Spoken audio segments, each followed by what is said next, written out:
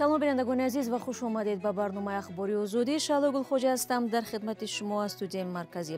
Нахуст таваҷҷӯҳ кунед ба сархати мавзӯе ки имрӯз 23 май атрофашон суҳбат хоҳем дошт. вазорати корҳои дохилӣ аз таслим шудани 19 сокини Рӯшон гуфт. Дар айни замон дар бораи бенишон гаштани кормандони Омон ва сокинони мулкӣ низ гузоришҳо мерасанд. боздошти раиси додгоҳи шаҳри Хуҷанд бо иттиҳоми гирифтани пора тасдиқ шуд. ҳамроҳи ӯ ду каси дигар низ дастгир гардиданд. ва ихтирои нанороботе ки метавонад бо ҳаракат дар бадани инсон омоси саратонро нест кунад. вазорати корҳои дохилии Тоҷикистон феҳристи 19 нафареро нашр кард ки ба гуфтаи ин ниҳод аъзои гурӯҳҳои ифротӣ ва ё созмонҳои муташаккили ҷиноӣ буда дар нооромиҳои ноҳияи Рӯшон даст доштанд. дар баёнияи вазорат ки рӯзи 23 май нашр шуд омадааст, ин афрод ихтиёран ба шуъбаи умури дохилӣ омаданд ва баъзе аз онҳо аслиҳаи худро супурданд. ҳамкорам Мирзонабӣ Холиқзод ин мавзӯъ ва таҳаввулоти ахир дар Бадахшонро пайгирӣ дорад ва ҳоло дар бари ман дар студия аст. дуруд бар шумо. хуб, метавонед нахуст дар бораи ҷузъиёти феҳристи нашр шуда маълумоти бештар бидиҳед? дар ин феҳрист ки бо аксҳои ин афрод нашр шудааст, номи халифаи якдеҳии Рӯшон, як корманди собиқи риёсати амнияти миллӣ, омӯзгор ва ҳам афроде ҳастанд ки дар гузашта барои ҷиноятҳои зиндонӣ шуданд. дар ин феҳрист 15 нафарашон танҳо ба ҳамчун аъзои гурӯҳи ҷиноятии Холбашев ном бурда шудааст. гуфта мешавад, Холбашев яке аз фармондиёни нирӯҳои марзбонии Тоҷикистон рӯзи 18 май боздошт шуда буд. мақомоти Тоҷикистон ба таври расмӣ аз боздошти ӯ хабар надоданд то ҳанӯз. земнан то замони боздошти ӯ мақомот дар ҳеҷ ҷое аз вай ҳамчун раҳбари гурӯҳи ҷиноӣ ном набурданд, чунончи мисли Муҳаммад Боқиров ки дар рӯзи гузашта хабари кушташонаш расид. ҳамчунин дар рӯйхат номи ду тан аз аъзои ҳизби мамнӯи наҳзати исламӣ Нуруддин Саидов ва Амирбек Қайёбеков оварда шудааст ки раҳбари бахши наҳзат дар Рӯшон буданд. ва раиси ҳизби мамнӯи наҳзати исломӣ Муҳиддин Кабирӣ ба радиои Озодӣ инро тасдиқ намуд ва гуфт ки дар ҳақиқат ду нафар дар гузашта аъзои ҳизб буданд. вале пас аз нашри ин хабар сарнавишти ин 19 нафар чӣ шуд, маълумоте дастрас нест ва гуфта мешавад ки ин рӯйхат ҳамчунон идома хоҳад ёфт. хуб, оё метавон бо боварӣ гуфт ки ин афрод воқеан ихтиёран таслим шуданд? бибинед, дар Бадахшон хусусан дар рӯзҳои амалиёти мақомоти қудратӣ таҳти унвони ба истилоҳ зидди террористӣ ҳам интернет ва ҳам телефонҳои ҳамроҳу хонагӣ хомӯш қатъ карда шуданд ва то имрӯз фаъол нестанд ва имкони тамос бо хонаводаҳои ин афрод хусусан номумкин шудааст. фаъолони маданӣ ва ҳомиёни ҳуқуқ боздоштшудагонро афроди бегуноҳ меноманд ки ба гуфтаи онҳо дар тазоҳуроти осоишта ҳам ширкат доштанд. хуб, баъди кушта шудани Муҳаммад Боқиров имрӯзҳо дар Рӯшону Хорух чӣ мегузарад? طبق خبری که از یک منبع نزدیک به مقامات انتظامی در خاروق دسترسی ما شد، 7 کارمند نیروهای تعیینات مخصوص آمان در نزدیکی روشن بینشان شدند و سرنوشت آنها معلوم نیست، درکی از آنها نیست. دو منبع که خواستن نامشون ذکر نگردد گفتند 17 مسافری که از دوشنبه در حال سفر به ولایت بدخشان بودند 3 روز است بینشانند. هنوز در این باره مقامات هیچ اطلاعی نشر نکردند. به نقل پیوندان ساکنان روشن و خاروق که در بیرون تاجیکستان به سر میبرند، مقامات قدرتی با تشکیل پاسگاه‌ها در دروازه‌های روشن و خاروق تفتیشات و نظارت را پیش برده ایستادند. مقامات 18 می گفتند در آنجا عملیات ضد تروریستی میگذرانند و ناراضیان را اعضای گروه‌های غیر قانونی نامیدند که به گفته آنها از خارج برای ناآرام کردن کشور دستور میگرفتند. تشکر برای صحبت. ضمناً همین حالا وزارت کارهای داخلی رویخطی دیگری عبارت از 27 نفر دستگیر شده ها را نشر کرد.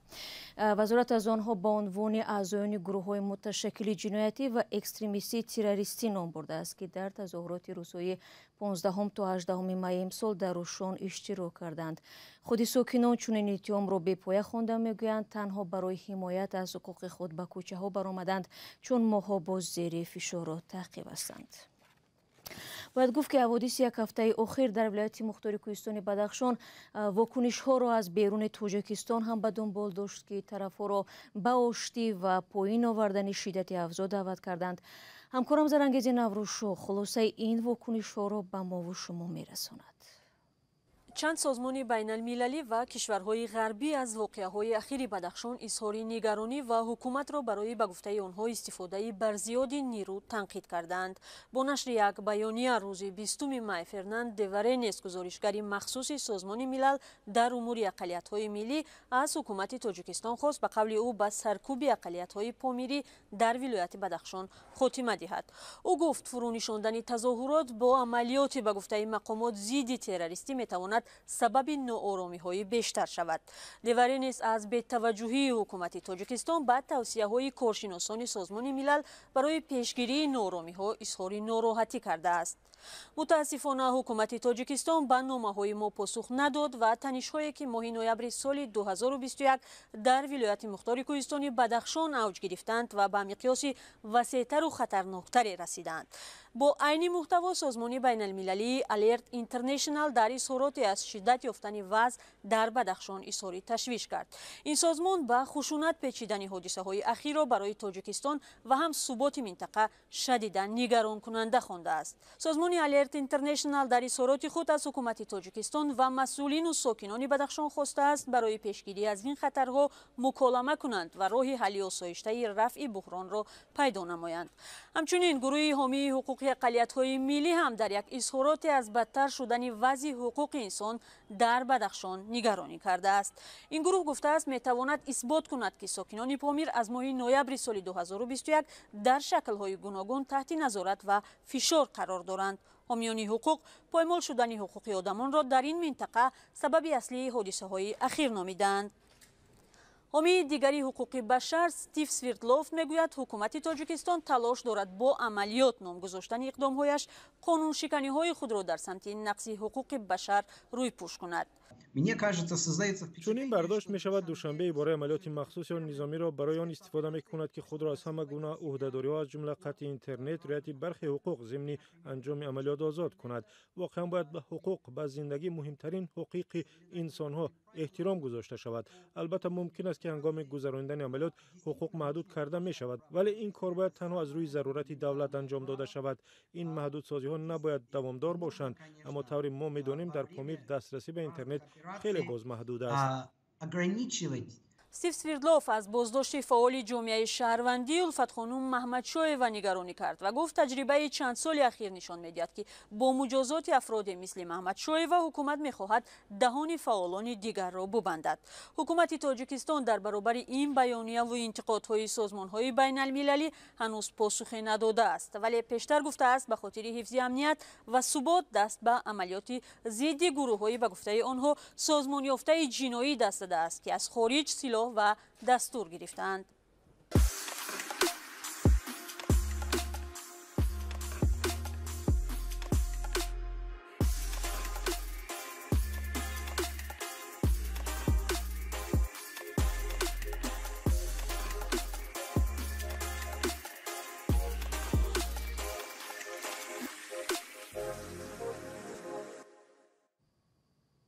شما برنامه اخباری آزادی رو تماشا دارید و حالا می رویم به ولایت سوخت.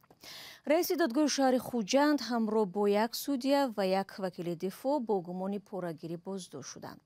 تقریبا یک ماه اخیر در برای حامد جان محمدزاده خبرهای زیادی هم می رسید. گویی می گفتند ناپدید گشته است، گویی دیگر اینکه به کارگاهش سر زده است و هم اینکه در دوشنبه به نهادهای گوناگون مراجعت کرده است. حالا همکاری ما در ولایت سوخت فرزان محمدی به همه این تاریکی‌ها روشنی می افکند. رئیس دادگاه شهر خوجند حامد جان محمدزاده بازداشت شده است. این را چند منبع رادیو آزادی در نهادهای مربوطه و هم خود دادگاه تصدیق کردند. همراه او یک دادرس این دادگاه و هم یک وکیل دفاع نیز بازداشت شدند. هر سه نفر در گرفتن پاره گمان بر می باشند. تلاش های ما برای تماس با نزدیکان حامد جان محمدزاده هنوز نتیجه ندادند.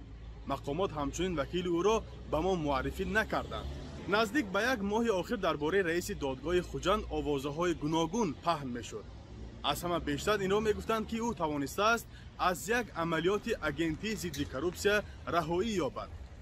و هنگام گرفتن پاره از این عملیات آگاهی یافته گرفتن مبلغ را به کسان دیگر سپرده از جای واقعه فرار کرده است. این فرضیه را مقامات تصدیق یا رد نمی کنند، ولی بازداشت شدن دادرس این دادگاه و هم ادوکات اشاره به آن میکنند که ممکن چنین حادثه جای داشته است.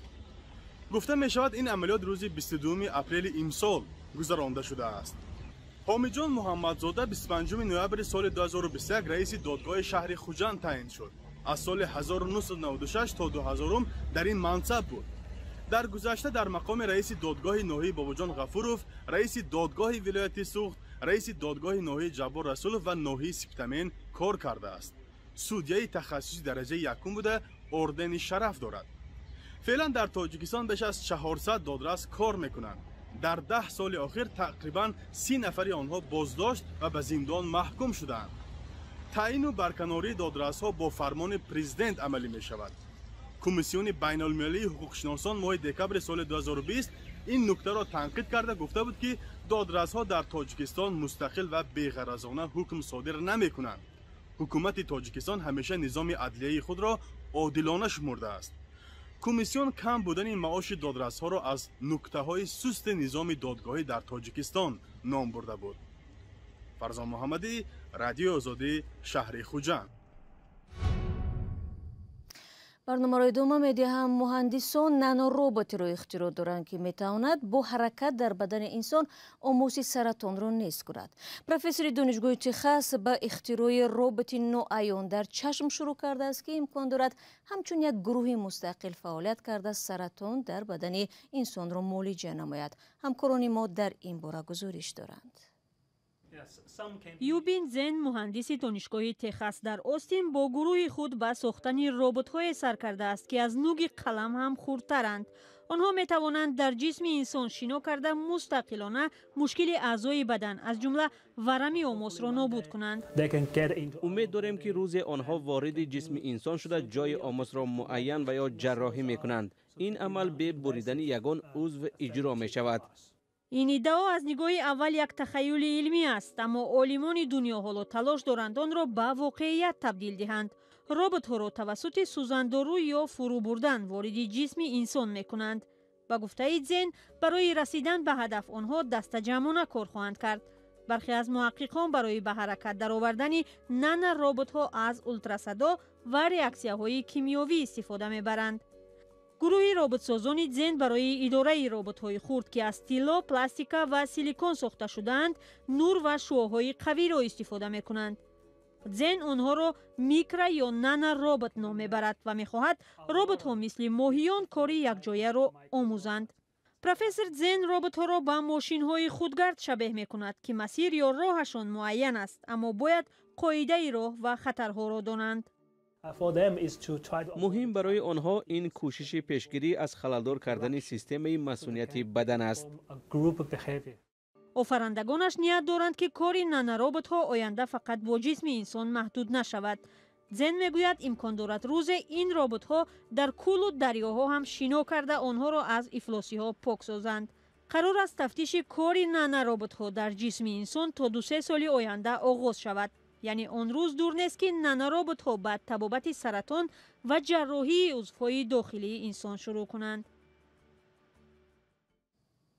و خبر دیگر هم هست. سازمان ملل متحد روز 23 می گفت جنگ روسیه در اوکراین شمار نفرانی را که مجبور شدند خانه هایشان را ترک کنند از 100 میلیون نفر بیشتر کرد. در اظهاراتی دوره پناهندگان سازمان ملل گفته می شود به این آمار گروه های گوناگون فراریان از جمله پناهجویان، افرادی بیجو شده در داخل کشورهایشان و بیرون از آن داخل می شوند. تا پایان سال 2021 فراری ها از جنگ های افیوپیا، بورکینافاسو، میانمار، نیگریا، افغانستان و جمهوری دموکراتیک کنگو 90 میلیون نفر را تشکیل دادند. بعد هجوم بی اساسی روسیه به خاک اوکراین در تاریخ 24 فوریه در داخل اوکراین 8 میلیون نفر بیجو و بیش از 6 میلیون نفر دیگر از خاک این کشور بیرون شدند. بینندگان عزیز، با همین خبر اخبار آزادی را به پایان میبرم. تشکر از یک و یک شما که تا آخر ما را تماشا کردید. خبر گزارش‌های دیگر چون همیشه در وبسایت ما گذاشته میشوند و هم آزادی ویدیو یوتیوب دسترسی شما است. تا برنامه‌های فردا از آن خود را احتیاط کنید و خدا نگهدارتان.